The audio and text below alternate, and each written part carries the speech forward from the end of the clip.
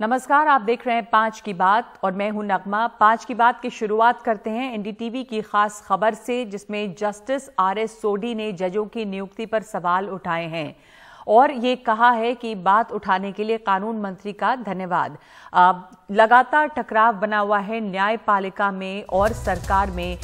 उस पर एनडीटीवी से बातचीत में जस्टिस सोडी ने कहा है कि मैं राजनीतिक व्यक्ति नहीं हूं, लेकिन मैंने अपनी निजी राय रखी है और मैं ये भी चाहता हूं कि मेरे कंधे पर रखकर बंदूक न चलाई जाए। लेकिन मैं ये कहना चाहूंगा कि कॉलेजियम सिस्टम जो है वो असंवैधानिक है। ये कैसे हो सकता है कि कुछ जज मिलकर नियुक्ति करें दूसरे जजों की?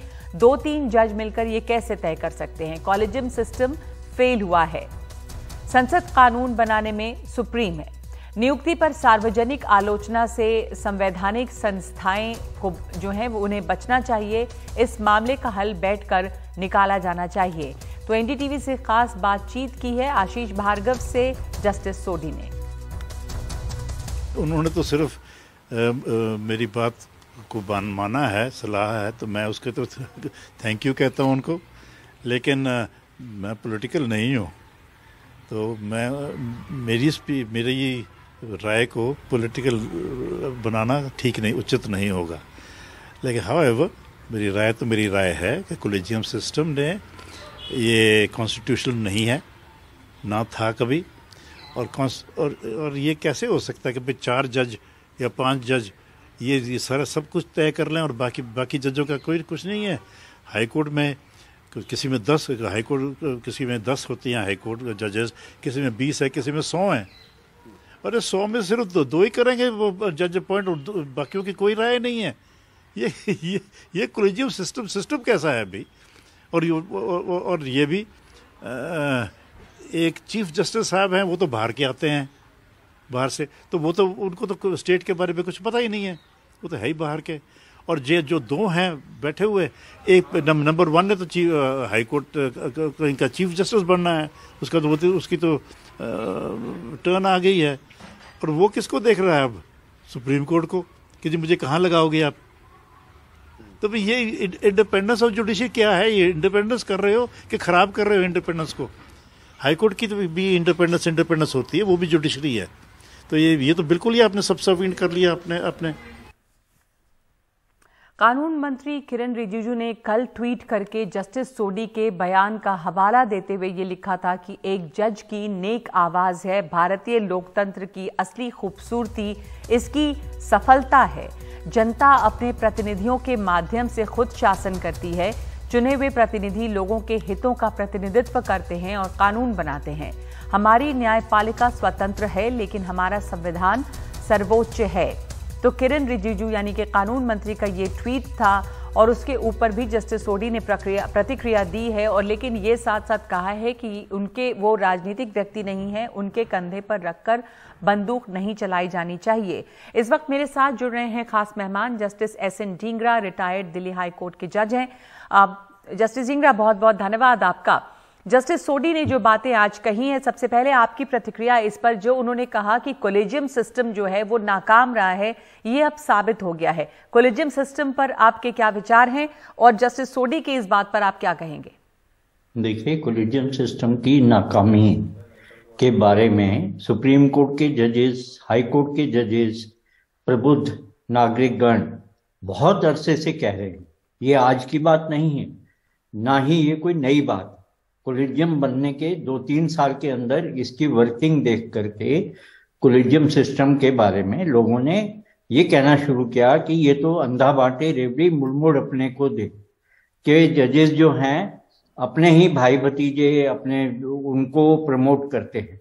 आप सोचिए कि कॉलेजियम के अंदर बैठे सुप्रीम कोर्ट के एक जज की बहन कलकत्ता हाई कोर्ट से 58 साल की उम्र में वकीलों में से हाई कोर्ट की जज बना दी जाती है। वो जज साहब कहते हैं मैंने पार्टिसिपेट नहीं किया। और ये कोई अकेला एग्जाम्पल नहीं है, ऐसे हजारों एग्जाम्पल हैं। जितने भी अपॉइंटमेंट्स हैं, हर अपॉइंटमेंट के बारे में ये बताया जा सकता है कि ये किसका आदमी है, किसका रिश्तेदार है और उसे क्यों अपॉइंट किया गया। अफसोस है कि कॉलेजियम जो है कि फेल्योर होने के बावजूद सुप्रीम कोर्ट के जज और कुछ हाई कोर्ट के जज जो कोलिजियम में होते हैं, अपनी शक्तियां, सत्ता जो उन्हें मिल गई इस जजमेंट से, उसको छोड़ना नहीं चाहते। सारा झगड़ा सत्ता का है कि हमारे हाथ में सत्ता का ये अंश है, हम इसे नहीं छोड़ेंगे जी। आपको जो करना है करिए, संविधान जाए भाड़ में। हम न संविधान को मानते न संसद की बात मानते। तो ये तो कोलिजियम जो है अपने आप को देश हितों से भी ऊपर समझता है, न केवल देश के हितों से भी ऊपर। वो सरकार की उन बातों को भी सुनने को तैयार नहीं है जो सरकार बताती है कि इस जज का नियुक्त होना देश हित में ठीक नहीं है, क्योंकि इसका पार्टनर फॉरेनर है और फॉरेनर के हाथों ऐसी जानकारियां लगे और फॉरेनर इन्फ्लुएंस करे, तो ये गलत है। जी जस्टिस ढींगरा, तो आप ये कह रहे हैं कि सबसे बड़ा नुकसान जो इस कॉलेजियस सिस्टम का हुआ है वो ये कि एक तरह से जुडिशरी में परिवारवाद या भाई भतीजावाद जो है उसको काफी बढ़ावा मिला है। बढ़ावा नहीं मिला है ही केवल परिवारवाद और भाई भतीजावाद। बढ़ावा तब मिलते हैं कि आप कुछ शायद ओपन इनविटेशन से कुछ कॉम्पिटेंट लोगों को बुलाते और उनमें से सिलेक्ट करते। यहाँ तो आप अपनी चॉइस से सिलेक्ट करते। और देखिए आज जिस भी हाई कोर्ट में नया चीफ जस्टिस बनता है या सुप्रीम कोर्ट में नया चीफ जस्टिस बनता है, कोलिजियम चेंज होता है, तो लोग बाहर को पहले ही पता होता है कि अब ये जज आए हैं तो फला फला आदमी अब हाई कोर्ट में जज बन जाएंगे या सुप्रीम कोर्ट में आएंगे। तो जब लोगों को पहले से इंफॉर्मेशन ये सूचना होती है कि भाई किसका कौन प्रिय है, कौन किसको बनाने के जा रहा है, तो इसको आप सिस्टम कह ही नहीं सकते। जी ये तो आप जो है। जी जस्टिस ढींगरा, एक बात समझना चाहती हूं कि कॉलेजियम में जैसा कि जस्टिस सोढी ने सवाल उठाया है कि ऐसा कैसे हो सकता है कि 2-3 जज मिलकर ही तय करें, वही नियुक्त करें कि हाईकोर्ट में कौन जज बनेंगे, बजाय इसके एक वैकल्पिक व्यवस्था जिसमें हाईकोर्ट के में भी एक या तो कमेटी बने या उसमें कुछ और जजेस हों जो हाईकोर्ट के जजों की नियुक्ति करें, सुप्रीम कोर्ट की अलग नियुक्तियां हों। क्या ये कुछ इसके ऊपर कुछ विकल्प क्या हैं, किस तरह से होना चाहिए कॉलेजियम की जगह? फिर इसका विकल्प है Indian judicial service. Indian judicial service का प्रावधान भारतीय संविधान में है। उसको कोई भी हाई कोर्ट और सुप्रीम कोर्ट स्वीकार करने के लिए तैयार नहीं है और कोई भी स्टेट भी उसको हामी भरने को तैयार नहीं है, कारण कि उससे इन सबके हाथ के अंदर जो वो है, जो पावर है, ताकत है, पावर है, वो चली जाएगी। अगर जुडिशियल सर्विस अगर आप बनाएंगे तो अनुभवी जज जो नीचे से ऊपर तक अपने अनुभव रखेंगे वो जाएंगे हाई कोर्ट में, सुप्रीम कोर्ट में। आज तो आप जो है किसी को भी जिसका चाहे अनुभव सिर्फ स्टैंप लगाने का हो, उच्च कमिश्नर का हो, उसको हाईकोर्ट का जज बना देते हैं। अफसोस की बात तो ये है कि उच्च कमिश्नर भी हाईकोर्ट के जज बन जाते हैं जिन्होंने कभी हाईकोर्ट का या अदालतों का मुंह नहीं देखा। तो इस तरह के जजेस अपॉइंट होते हैं। ये तो भारत का भाग्य है कि कुछ जज ऐसे भी मिल जाते हैं जो उनमें योग्य होते हैं। योग्यता के आधार पर नियुक्तियां नहीं होती। तो कॉलेजियम सिस्टम जब बना, इसकी जो शुरुआत हुई शायद 93 में, 94 में, कॉन्स्टिट्यूशन भारत के संविधान में ये लिखा है कि द जजेस would be appointed by the chief justice of India in consultation with the जजेस, फॉर एग्जांपल सुप्रीम कोर्ट जजेस। तो इसमें ये काफी वेग है कि अपॉइंटमेंट होगी कैसे। तो उसके बाद ये कॉलेजियम बना, पर इससे कुछ थोड़ा सा मैं आपको सही कर दूं। इसमें लिखा है कि जजेस will be appointed by president of India in consultation with chief justice. जी हाँ। तो उससे पहली जो इंटरप्रिटेशन आई उसमें ये आया कि कंसल्टेशन जो है सिर्फ चीफ जस्टिस नहीं, उसके 3-4 और कुलीग मिलकर के देंगे। वहां तक तो ठीक था कि भाई अकेले चीफ जस्टिस से कंसल्टेशन ना करके चीफ जस्टिस अपने साथियों से भी कंसल्ट करेगा और राय देगा। लेकिन उसके बाद उन्होंने जब ये कह दिया कि अपॉइंटमेंट का अधिकार केवल सुप्रीम कोर्ट को होगा, गवर्नमेंट केवल मोहर लगाएगी, तभी जो है संविधान की आत्मा को उन्होंने मार दिया। संविधान में ये कहीं नहीं है कि आप कंसल्टेशन का मतलब कंपल्शन कर दो कि जो वो है हम ही अपॉइंट करेंगे, हम सलाह नहीं देंगे, हम नियुक्ति करेंगे। तो सरकार सिर्फ मुहर लगाए और सारी पावर जो है वो सुप्रीम कोर्ट के हाथ में होके रहे, ऐसा एक सिस्टम बन गया। अब इसको लेकर जो लगातार सवाल उठ रहे हैं और एक टकराव भी दिख रहा है कि ये कॉलेजियम पर टकराव है और सरकार बनाम सुप्रीम कोर्ट, एक तरह से न्यायपालिका बनाम केंद्र या सरकार, ये होके रह गया है। तो कहां बढ़ रहे हैं हम, किस रास्ते ये लड़ाई जा रही है, ये टकराव जा रहा है, इसके ऊपर बयानबाजी हो रही है? तो ये वास्तव में देखिए, सुप्रीम कोर्ट को समझना चाहिए कि संविधान सर्वोपरि। संविधान के अंदर अगर एक प्रावधान है कि किस प्रकार कार्य करेगी कार्यपालिका, किस प्रकार नियुक्तियां होंगी, तो सुप्रीम कोर्ट संविधान को बदल नहीं सकता। बेसिक स्ट्रक्चर या संविधान को बदलने की पावर पार्लियामेंट के पास है, बेसिक स्ट्रक्चर को इंटैक्ट रखते हुए। लेकिन सुप्रीम कोर्ट को कहां से पावर आ गई कि हम संविधान बदल देंगे, कंसल्टेशन को हम जो है ये बना देंगे कि आपका जो है वो आपके लिए कंपलसरी होगा जो हम अपॉइंटमेंट के लिए भेजेंगे। तो ये सुप्रीम कोर्ट ने जो इसकी परिभाषा दी, इंटरप्रिटेशन दी, वो गलत दी। अब उसको सुप्रीम कोर्ट मानने को ही तैयार नहीं है।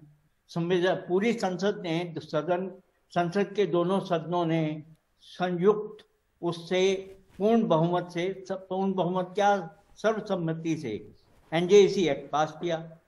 उसमें भी सुप्रीम कोर्ट के जजों को रखा। उसमें 2 सुप्रीम कोर्ट के जज, एक मंत्री और एक विपक्ष का नेता, एक कोई और थे। तो इस तरह 5 व्यक्ति थे। उसमें सुप्रीम कोर्ट का वीटो था, लेकिन सुप्रीम कोर्ट को वो भी पसंद नहीं आया। देखिए, जितनी शक्ति देने के बावजूद अगर सुप्रीम कोर्ट ये कहता है कि नहीं, हमने तो वही करना है जो हम कर रहे हैं, अर्थात हम उन्हीं को नियुक्त करेंगे जो हमारी कम्युनिटी से, हमारे उससे आएंगे, जिनको हम ठीक समझते हैं, जो हमारे रिश्तेदारी में हैं, जो हमारे चैम्बर से आते हैं। जी जस्टिस ढींगरा, ये बात बहुत दिनों से उठ रही है बार बार, और आपने जैसा कहा अभी खुद ही कि परिवारवाद और भाई भतीजावाद को बढ़ावा ही नहीं मिल रहा, बस है ही वही। तो जब नियुक्तियां होती हैं तो कौन बड़े लॉयर हैं, कौन जज हैं, उनके भाई भतीजा, बेटे बेटी, इन्हीं के अपॉइंटमेंट्स हो रहे हैं। तो इसको लेकर एक तरह से एक सार्वजनिक उसके ऊपर टिप्पणियां भी होती रही हैं और ये अच्छा नहीं है। तो ऐसे में ये भी बात उठी कि इस कॉलेजियम के बजाय ये हो सकता है कि जो हाईकोर्ट के जजेस हैं वो हाईकोर्ट के जजों की नियुक्ति करें, वहां पर एक कमेटी बने, और सुप्रीम कोर्ट के जजेस सुप्रीम कोर्ट में नियुक्तियां करें। आपको, आपकी क्या राय है, क्या ऐसा विकल्प भी हो सकता है? देखिए, जो भी विकल्प होगा वो संवैधानिक होगा। संविधान में ऐसा नहीं है कि हाईकोर्ट के जजेस हाईकोर्ट की नियुक्तियां करें, सुप्रीम कोर्ट के जज जो है सुप्रीम कोर्ट। मतलब अगर इसके ऊपर कुछ बदलाव हो, कुछ कानून नहीं बदलाव होगा तो ये जजमेंट से नहीं होगा, संविधान के संशोधन से होगा। जी अगर संसद ये ठीक मानती है कि हमें ये तरीका अपनाना है तो संसद के सामने ये रखा जा सकता है, सुप्रीम कोर्ट प्रस्ताव भेज सकता है कि आप लोग इसको करिए। लेकिन सुप्रीम कोर्ट तो ये कहता है कि आप जो मर्जी करिए, हम तो वही करेंगे जो हमें करना। तो इस समय आप भी ये मान रहे हैं कि सुप्रीम कोर्ट की, आपने कहा कि मनमानी काफी है और सरकार और उनके बीच जो टकराव है उसके हल का एक सार्वजनिक उसके ऊपर चर्चा या उसकी आलोचना भी हो रही है। तो इसमें आपने एक इंडियन जुडिशियल सर्विसेज की भी बात की कि वहां से एक रास्ता निकल सकता है। देखिए, इंडियन जुडिशियल सर्विस एक बहुत अच्छा कदम है, क्योंकि उसके अंदर आपको निचली डिस्ट्रिक्ट कोर्ट की अदालतों से लेकर के हाई कोर्ट तक अनुभवी जज मिलेंगे। क्योंकि इंडियन जुडिशियल सर्विस से जो लोग भी जाएंगे वो एक कंपटीशन एग्जाम देकर जाएंगे, वो किसी की उससे सिफारिश से नहीं जाएंगे, एक एग्जाम देकर जाएंगे। फिर उनका अनुभव, उनको अनुभव मिलेगा। पहले डिस्ट्रिक्ट कोर्ट में काम करेंगे, फिर हाई कोर्ट में काम करेंगे, फिर सुप्रीम कोर्ट में काम करेंगे। ये सारा सिस्टम जो है, जो 2/3 वकीलों में से जज लेंगे, और वकील वो होंगे जो हाई कोर्ट के या सुप्रीम कोर्ट के जजों के रिश्तेदार होंगे या भाई भतीजे होंगे। ये सारा सिस्टम ही गलत है, इसमें आम आदमी के लिए जगह ही नहीं है। आप बताइए कितने आम लोग जो नीचे से उठ करके जिनके रिश्तेदार या कोई पर अभी जब कोई इस पर कानून बदलता नहीं है और संविधान में संशोधन नहीं होता, तब तक तो जो सुप्रीम कोर्ट का जजमेंट है वो सभी पे बाध्य है अभी तो ये और बल्कि कॉलेजियम भी जो रिकमेंडेशंस नियुक्ति की करती है, अगर वो दोबारा भेजती है तो सरकार को भी उसको वो रिजेक्ट नहीं कर पाते हैं। सुप्रीम कोर्ट अपना जजमेंट रीओपन कर सकता है, किसने मना किया है? सुप्रीम कोर्ट एक जजमेंट जो है, इस जजमेंट को रिकंसिडर करने के लिए बड़ी बेंच बिठा दी जी, ठीक है, और कहे कि हम इसको रिकंसिडर करते हैं क्योंकि इसके ऊपर कंट्रोवर्सी है जी, तो बड़ी बेंच बिठा करके रिकंसिडर कर, पर इस रिव्यू कर। सुप्रीम कोर्ट जो है हर चीज में रिव्यू लेता है, रिव्यू लेता है, फिर उसको रिव्यू का भी रिव्यू करता है, तो अपने इस फैसले का रिव्यू क्यों नहीं कर सकता? ठीक है, आपने सवाल उठाया और ये भी सवाल आप उठा रहे हैं कि जो इस समय जिस तरह का एक तो कॉलेजियम सिस्टम है वो पूरी तरह से फेल हो गया है। बहुत बहुत धन्यवाद आपका जस्टिस ढींगरा हमसे बात करने के लिए। कॉलेजियम विवाद पर हमारे सहयोगी आशीष भार्गव ने वरिष्ठ वकील संजय हेगड़े से बात की है।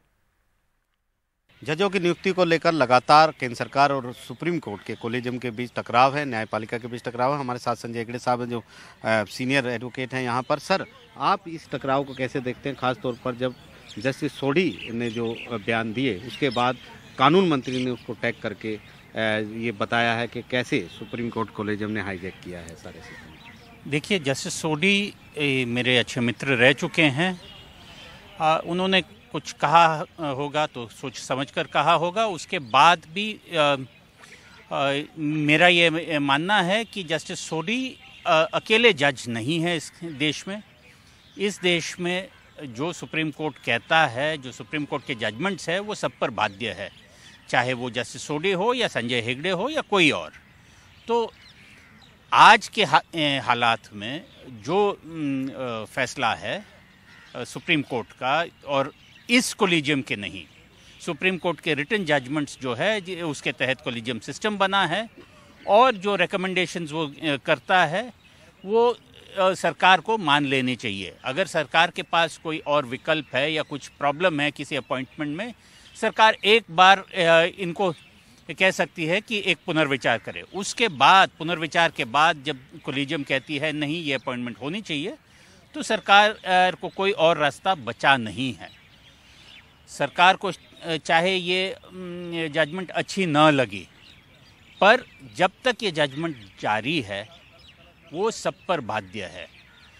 हम एक रूल ऑफ लॉ वाली कंट्री है, और जो भी लिखित लॉ है वो सब पर बाध्य है। लेकिन जैसे सोढ़ी कह रहे हैं जो कॉलेजियम सिस्टम वो कोलैप्स कर गया, वो फेल हो गया है। दूसरी बात, हालांकि केंद्र सरकार जिस तरह से लॉ मिनिस्टर और बाकी लोग, वाइस प्रेसिडेंट भी कई बार ओपनली बोल चुके हैं सार्वजनिक तौर पर, तो उस क्रिटिसिज्म के वो भी खिलाफ है कि संवैधानिक संस्थाओं को आपस में बैठ के बहस करनी चाहिए, ना कि सार्वजनिक मंच पर। उसके बारे में आपका क्या ख्याल है? देखिए, अगर जो कॉन्स्टिट्यूशनल अथॉरिटीज़ है तू मैं करते रहेंगे। हमने ये देखा है कि दिल्ली में दिल्ली सरकार में देखिएगा, लेफ्टिनेंट गवर्नर कुछ कहते हैं, चीफ मिनिस्टर कुछ कहते हैं। ये तू मैं से देश नहीं चल सकता। जो सब बातचीत करना है, बड़े उच्च अधिकारी है, उन्हें चुना गया है या चुनाव में जीत के आए हैं, वो देश के भला जानते हैं, और सिर्फ साउंड बाइट्स देने से कुछ होता नहीं है।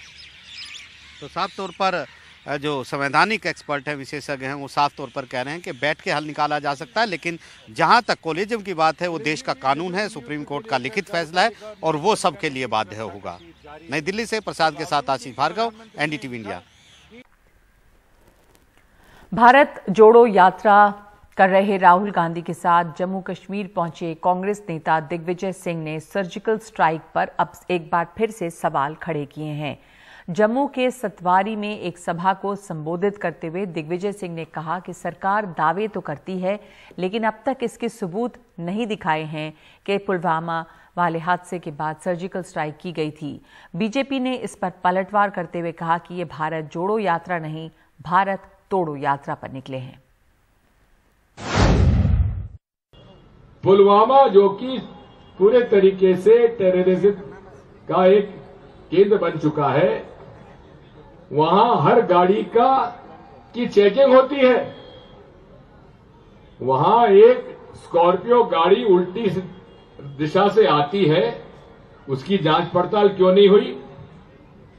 और जांच पड़ताल भी नहीं हुई और उसके बाद वो आके टकराती है और हमारे 40 सीआरपीएफ के जवान शहीद हो जाते हैं। आज तक उस घटना की जानकारी न संसद में उन्होंने पेश की, न जनता के सामने रखी। सर्जिकल स्ट्राइक की बात करते हैं कि हमने इतने लोग मार गिराए, लेकिन प्रमाण कुछ नहीं, केवल झूठ का पुलिंदा से ये राज कर रहे हैं। बड़े भारी मन से ये कहना पड़ रहा है कि कांग्रेस पार्टी का चरित्र भारत जोड़ो यात्रा तो नाम की है, भारत को तोड़ने का कार्य स्वयं राहुल गांधी और तमाम कांग्रेस के नेता उनके इशारे पर कर रहे हैं। सुर्खियों में बने रहने के लिए गैर जिम्मेदाराना बयान देना, यह कांग्रेस पार्टी का चरित्र है।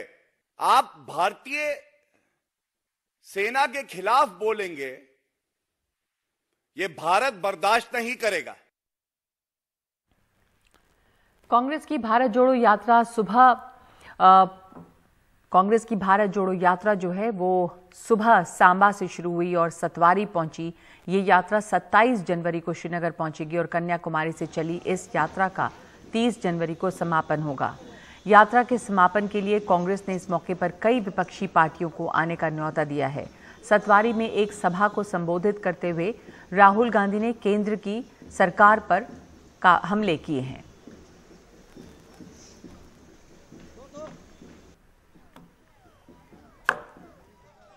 तो पूरा का पूरा धन, देश का पूरा धन 3-4 लोगों के हाथ में जा रहा है और बाकी हिंदुस्तान बेरोजगारी, महंगाई का सामना कर रहा है। इसलिए हमने ये यात्रा कन्याकुमारी से कश्मीर तक शुरू की और इसमें आपने हमारी जबरदस्त मदद की है।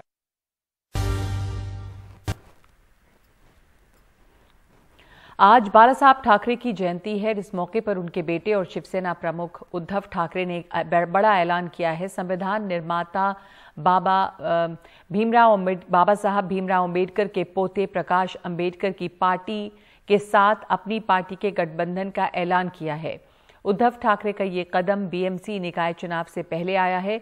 उद्धव ने ऐलान किया है कि उनकी पार्टी वंचित बहुजन अघाड़ी के साथ बीएमसी चुनाव लड़ेगी। हालांकि अब तक ये साफ नहीं है कि बीएमसी चुनाव में कांग्रेस और एनसीपी शिवसेना उद्धव गुट के साथ जाएगी या नहीं।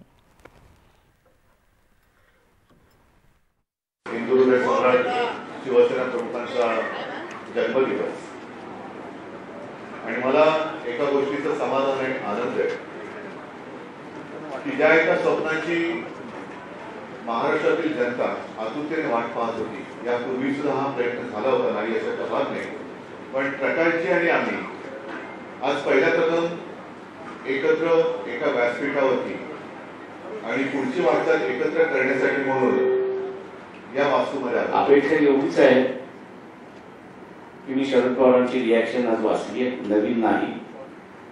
आमच्या दोघांचं भांडण फार जुनं भांडण आहे, शेतातलं भांडण नाही, नेतृत्वातलं भांडण आहे, दिशेचं भांडण आहे। आमच्या बरोबर येतील अशी अपेक्षा मी त्या ठिकाणी बाळगतो। इस गठबंधन को लेकर हमारे सहयोगी सोहित मिश्रा ने बात की है प्रकाश अंबेडकर से। हमारे साथ प्रकाश अंबेडकर मौजूद हैं, जिन्होंने अभी कुछ समय पहले शिवसेना के साथ गठबंधन का ऐलान किया। सर, इस ऐलान के बाद क्या कुछ ये जो दोनों गठबंधन हुए हैं, क्या कुछ आगे की रणनीति रहने वाली है, नंबर एक?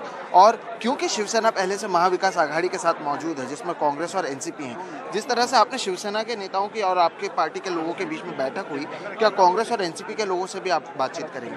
देखिए, एनसीपी और कांग्रेस के बातचीत करने की जो जिम्मेदारी है वो शिवसेना ने अपने कंधों पे ली है, तो मैं उम्मीद करता हूं कि वो सक्सेसफुल उसमें हो जाएंगे, ऐसा मैं उम्मीद करता हूं। रही बात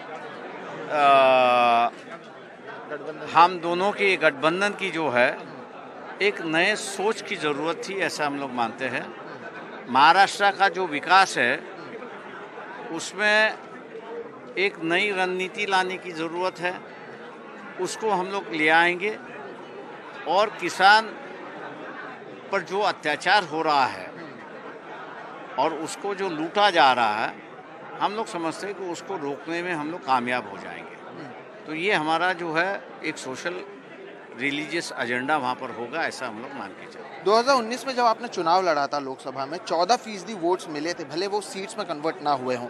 अब आप क्योंकि शिवसेना के साथ हैं और ये उम्मीद जताई जा रही है, जिस तरह आपने कहा कि शिवसेना ने जिम्मेदारी ली है कांग्रेस और एनसीपी को भी लाने की, तो इसके बाद आप किस तरह से बदलाव देखते हुए नजर आते हैं? हाल ही में प्रधानमंत्री मोदी को मुंबई आकर गए। देखिए, मैं ये कहूँगा, जब प्रधानमंत्री को मुंबई में आके गलियों का उद्घाटन करने की नौबत जब आती है, तो उस पार्टी की हालत क्या है ये दिखाई देती है।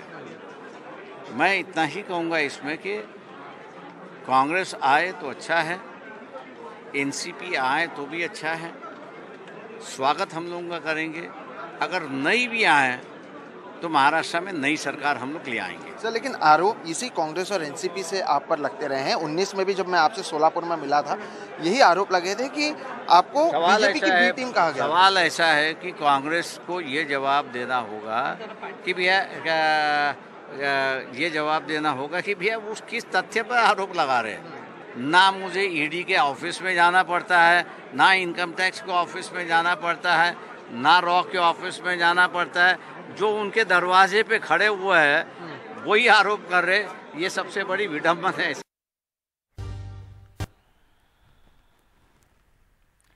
म्यूजिक क्षेत्र में अपना ठीक ठाक नाम रखने वाली कंपनी स्पॉटिफाई बहुत बड़े पैमाने पर छंटनी की तैयारी कर रही है। हालांकि कितने कर्मचारी निकाले जाने हैं, इस पर कोई जानकारी नहीं दी गई है। मौजूदा वित्तीय वर्ष की तीसरी छमाही में कंपनी ने 9,800 कर्मचारी होने की बात कही थी।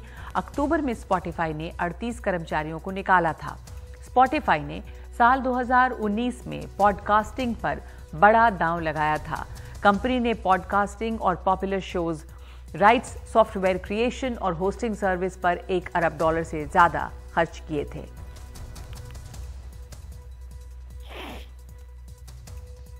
रिपोर्ट्स के मुताबिक म्यूजिक स्ट्रीमिंग जायंट स्पॉटिफाई में इस हफ्ते नौकरियां जा सकती हैं।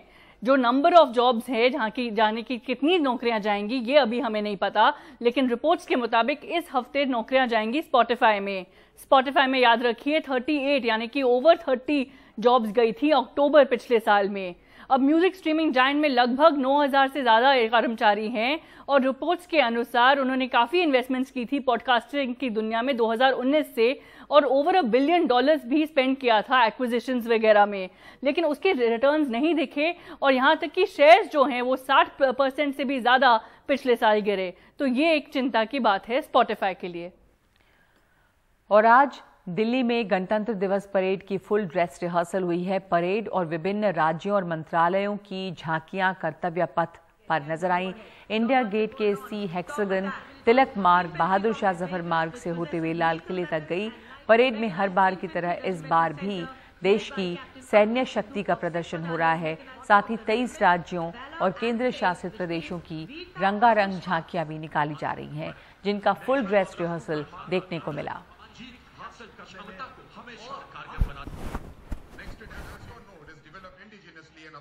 गणतंत्र दिवस के फुल ड्रेस रिहर्सल के मौके पर कर्तव्य पथ पर नारी शक्ति नजर आई। हमारे साथ कुछ बात के लिए महिलाएं हैं।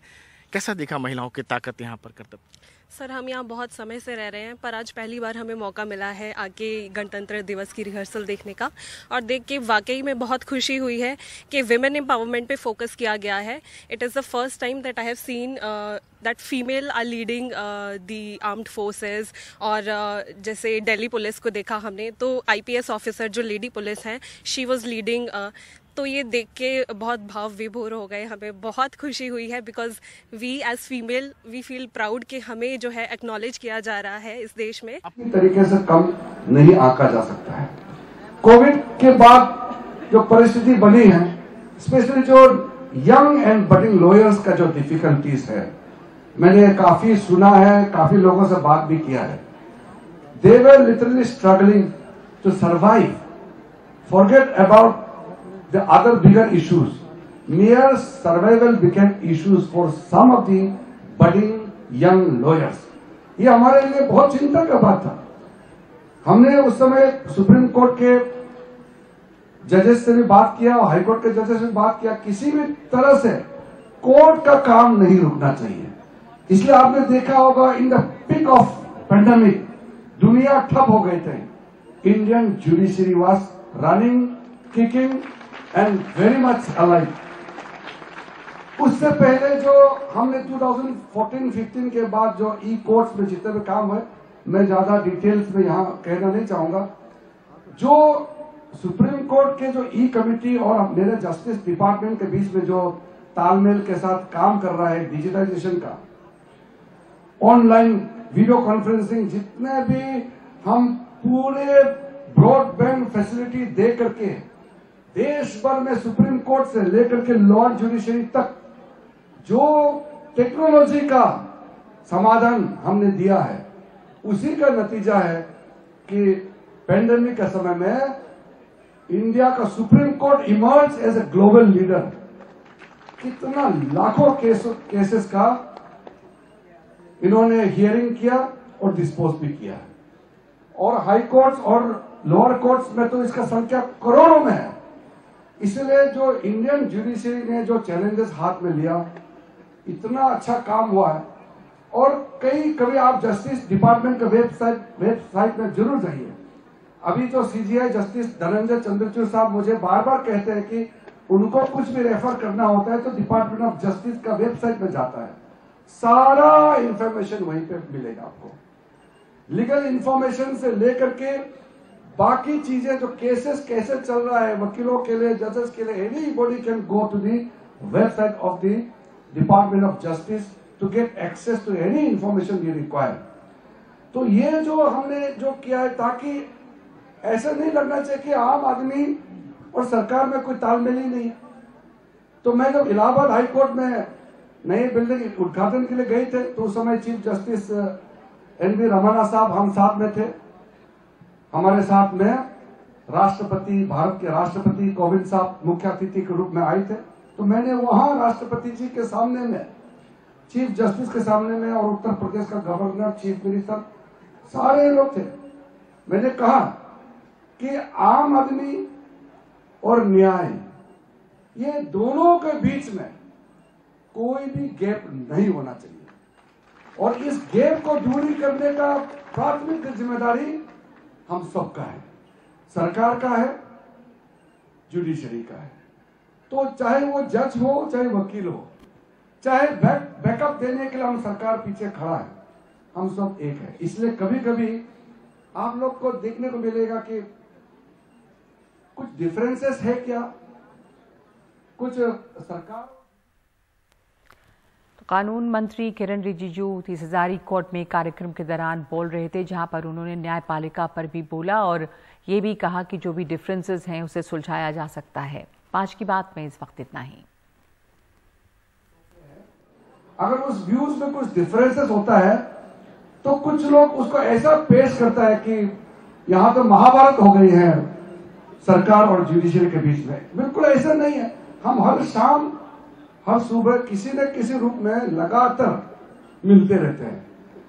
अभी का वर्तमान में जो भारत के मुख्य न्यायाधीश है जस्टिस चंद्रचूड़ साहब और मेरे बीच में लाइव कांटेक्ट रहता है. हर छोटे छोटे चीज से लेकर के बड़े बड़े मुद्दे हम डिस्कशन करते हैं. डिफरेंसेस होते हैं। मैं तो राजनीति पार्टी से आया हूं। हमारा पार्टी भारतीय जनता पार्टी में तो शुरू से कहता है कि हम लोग एक दूसरे के बीच में मतभेद हो सकता है लेकिन मनभेद नहीं होना चाहिए। तो हम लोग मिलते हैं लेकिन ओपिनियन अलग हो सकते हैं कभी कभी। उस ओपिनियन अलग होने से यह मतलब तो नहीं बन जाता है कि हम बिल्कुल एक दूसरे के ऊपर में चढ़ाई कर रहे हैं। अभी कई चीजें हैं, मैं आपको उदाहरण देता हूं। मैंने 6 तारीख जनवरी में एक पत्र लिखा, चीफ जस्टिस के नाम पे एक पत्र लिखा जो मेरा ड्यूटी है।